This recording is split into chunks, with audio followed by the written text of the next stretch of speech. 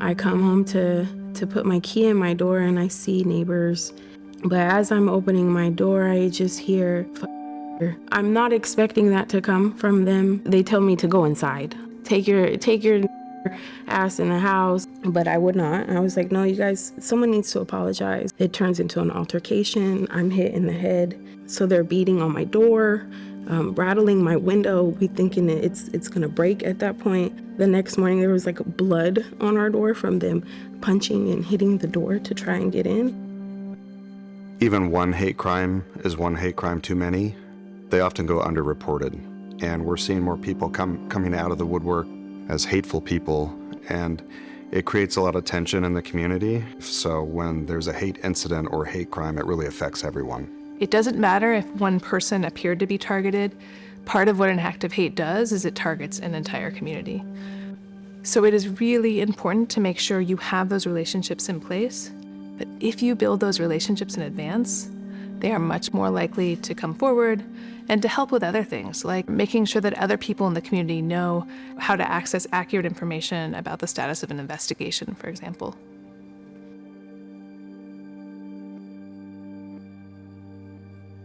I didn't call the police, but they came. I didn't want to admit anything, didn't feel safe to tell them that there was an altercation because they just looked ready to take someone. And as the only Black person, when I told them that, there was a racial slur said, and they're like, well, they do have freedom of speech. You could just go inside and shut the door, let people be who they are. And the police just left. There wasn't a report taken or... We want to make sure that communities are safe and everyone living in that community feels safe living there. And one way to get a person to feel safe is to make sure that all crimes, especially hate crimes, are reported to law enforcement. You may be thinking, oh, I have to get to the next call and this is just a big nothing. Now you're going to impact that victim and how comfortable they feel with you. So they may not be as open to discussing the circumstances with you. They may have a sense of shame that they feel. That's going to create distrust with us, and we want to build trust. My background is Turkish. That's my heritage, my ethnicity. A group of men stormed into the business. It was a direct target of our identity. Seeing their hatred in their eyes is the most scariest thing. They pick up weapons, they attacked, they threw chairs at us, tables. And this wasn't to vandalize. This was a hate that's shown towards our identity. So unfortunately, in the immigrant community, there's a high level of normalization of hate. There is incredible diversity of language, and as such, it is a barrier to be able to report. They feel that things may be lost in translations, and we have even seen cases where the perpetrator will then in turn the situation against the victim because the victim does not have the language skills to be able to describe the situation to the officer.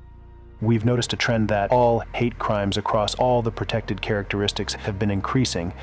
Documenting these appropriately has allowed us to form a proactive response to combat and prevent more of these crimes from happening, as well as better investigations to prosecute the ones that have happened.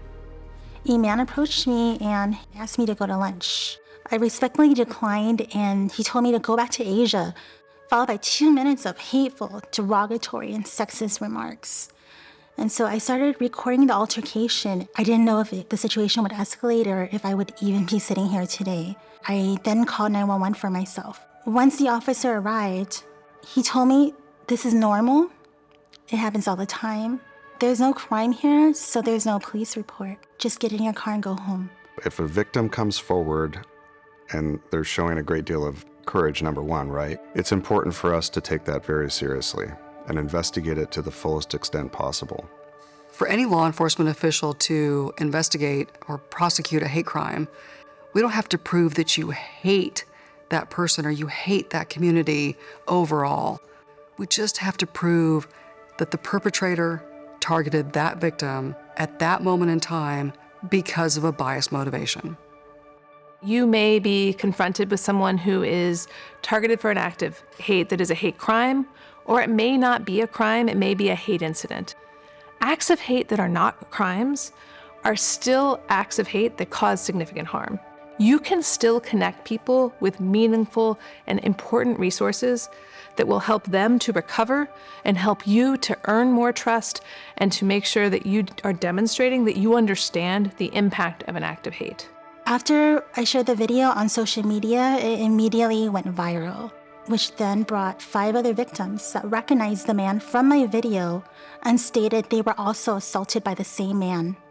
The law enforcement contacted me and apologized for the responding officer's lack of action, took my police report as a racially motivated hate incident, spoke to all the other victims that were coming forward, and the detective was able to build a case in order to escalate to the city attorney's office to take action.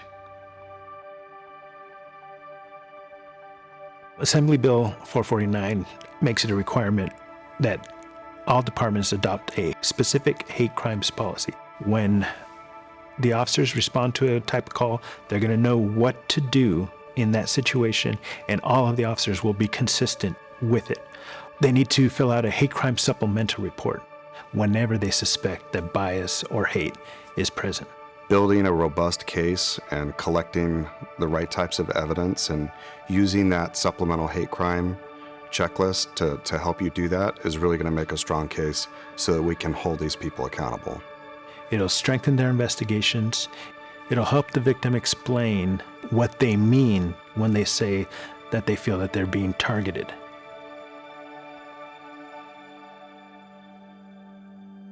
It's like life doesn't stop, there's no like bereavement for that type of situation. There's no, it's just, you have to deal with it. And then when you tell stories, you get, I didn't even know it was like that. I didn't even know things like that happen. And they do often. It's not too late to do the right thing, especially when it comes to bias-motivated or hate crimes. If you have a case that you remember, going back and reclassifying it and reaching out to the victim and providing the resources that the state now has available for all victims of hate is a phone call and email away. I was directly in contact with the detective. He was very nice, very understanding. He checked in with me and my family very often. They did their best to connect with us and to ensure our safety and our emotional recovery. Officers have access to an important resource that can help communities that are targeted for hate. In California, we have California versus Hate, which is a resource line and network provided by the Civil Rights Department for the state of California. And it provides free resources to anyone who is targeted for a hate incident or a hate crime that is accessible to all Californians in over 200 languages. You never have to leave someone empty-handed if they have the courage to report an act of hate to you. The state agencies, our advocacy partners, they can take the baton from us and move forward with helping the victims to recover from these awful instances.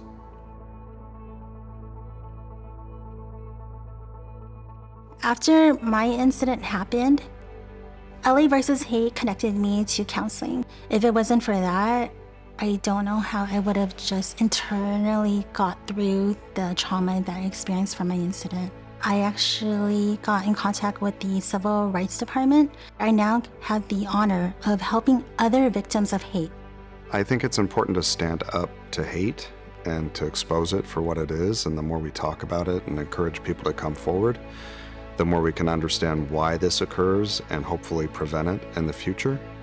Everyone has a responsibility to respond effectively and compassionately to hate crimes and hate incidences. And if law enforcement builds those relationships and builds trust and builds communication, I'm hoping that we can live in a society free of hate.